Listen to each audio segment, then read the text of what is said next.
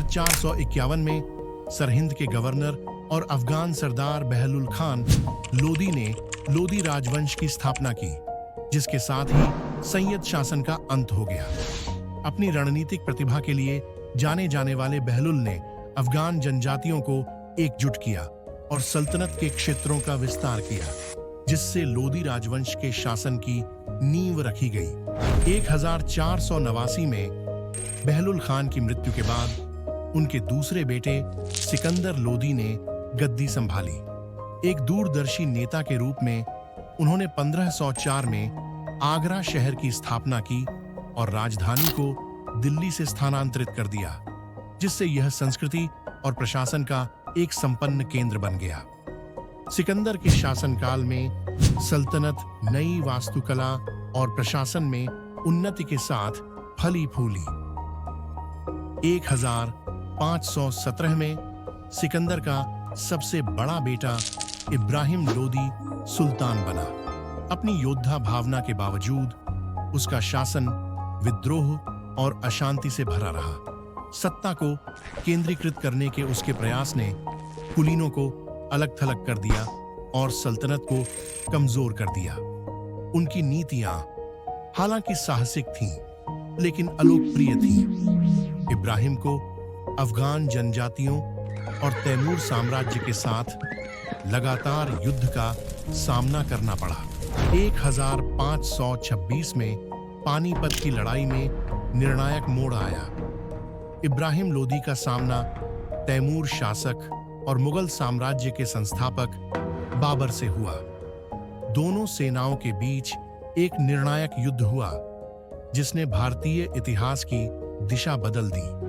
इब्राहिम लोदी ने बहादुरी से लड़ाई लड़ी, लेकिन हार गया। इसके साथ ही लोदी वंश का अंत हो गया और भारत में मुगल साम्राज्य का उदय हुआ। हालांकि लोदी राजवंश का योगदान अल्पकालिक रहा, लेकिन वास्तुकला, प्रशासन और शहरी विकास में उनका योगदान महत्वपूर्ण बना हुआ है। आगरा की स्थापना से लेकर भारत में अफगान संस्कृति को आकार देने तक उनकी विरासत प्रेरणा देती रही है। लोधी गार्डन और सिकंदर लोधी का मकबरा नई दिल्ली के दिल में बसा एक शांत हरा भरा नखलिस्तान। प्रतिष्ठित लोधी गार्डन में आपका स्वागत है। 90 एकड़ से ज्यादा में फैला यह पार्क इतिहास और प्रकृति का मिश्रण है, जो लोधी वंश की वास्तुकला की भव्यता को दर्शाता है, जिसने 1451 से 1526 तक उत्तरी भारत पर शासन किया था। हमारी यात्रा मोहम्मद शाह के मकबरे से शुरू होती है, जो एक सुंदर संरचना है जो सैयद वंश की भव्यता का प्रमाण है।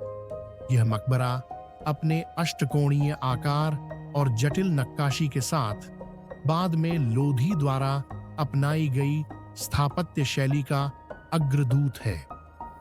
बगीचों के बीचों बीच प्रभावशाली बड़ा गुंबद है।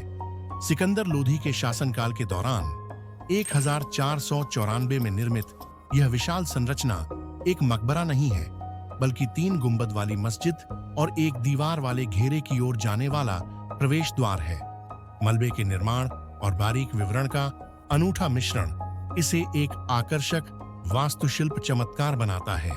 बड़ा गुंबद के बगल में शीशा गुंबद या मिरर डोम है, जिसका नाम इसके अग्रभाग पर लगी चमकदार नीली टाइलों के नाम पर रखा गया है। इस संरचना में अज्ञात कब्रें हैं जो रहस्य में डूबी हुई हैं, जो इसकी सुंदरता में एक रहस्यमय आकर्षण जोड़ती हैं। आगे उत्तर की ओर हमें सिकंदर लोधी का मकबरा मिलता है, जिसे 1517 में उनके बेटे इब्राहिम लोधी ने बनवाया था। यह संरचना इंडो इस्लामिक वास्तुकला का एक उत्कृष्ट नमूना है और इसे भारत का पहला बंद उद्यान मकबरा होने का गौरव प्राप्त है। एक ऐसा डिजाइन जिसने बाद में प्रतिष्ठित मुगल उद्यान मकबरों के निर्माण को प्रेरित किया। मकबरे को चमकीले तामचीनी टाइलों और विभिन्न विदेशी भाषाओं में शिलालेखों से सजाया गया है, जो लोधी युग की कलात्मक चमक को दर्शाता है। इसका अष्टकोणीय डिजाइन और युद्ध पंक्ति शक्ति और भव्यता की भावना को जगाती है।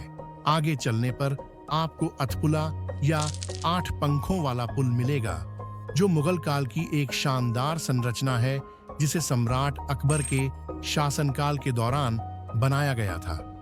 7 सुंदर मेहराबों के साथ, जिनमें से बीच वाला सबसे बड़ा है। यह पुल बगीचों में बची हुई कुछ मुगल इमारतों में से एक है।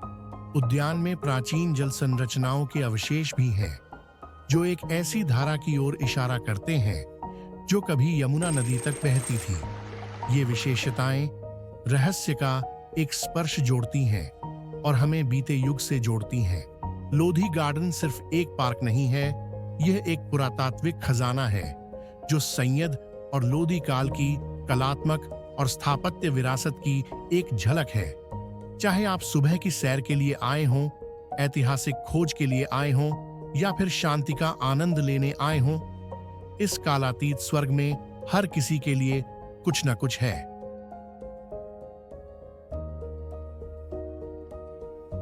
जहाज महल। दिल्ली के मेहरौली में स्थित जहाज महल में आपका स्वागत है। यह एक कालातीत रत्न है।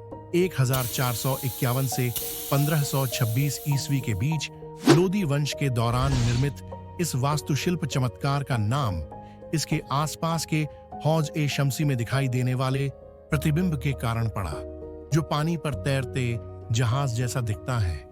जहाज महल कई उद्देश्यों को पूरा करता था। यह एक सराय या पारगमन सराय थी, जहां अफगानिस्तान, अरब, ईरान और तुर्की जैसे दूर दराज के देशों से दिल्ली के प्रतिष्ठित मुस्लिम तीर्थ स्थलों पर जाने वाले तीर्थयात्री आते थे। एक अन्य विवरण से पता चलता है कि यह अकबर शाह द्वितीय और बहादुर शाह द्वितीय जैसे सम्राटों और उनके परिवारों के लिए गर्मियों में विश्राम करने का स्थान था, जहां उन्हें दिल्ली की गर्मी और धूल से राहत मिलती थी। महल में पूर्व दिशा से प्रवेश किया जा सकता है।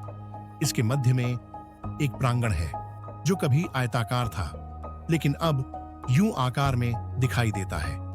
इसके चारों ओर जटिल नक्काशीदार चौकोर छतरियां हैं, जिनमें से प्रत्येक में अद्वितीय स्तंभ हैं, जिनकी संख्या 6, 8 या 12 है। केंद्रीय द्वार के ऊपर गुंबददार मंडप को उत्कृष्ट नीली टाइलों से सजाया गया है, जबकि पश्चिमी दीवार पर एक छोटी मस्जिद है, जिसके मेहराब से इस भव्य संरचना को एक पवित्र स्पर्श मिलता है।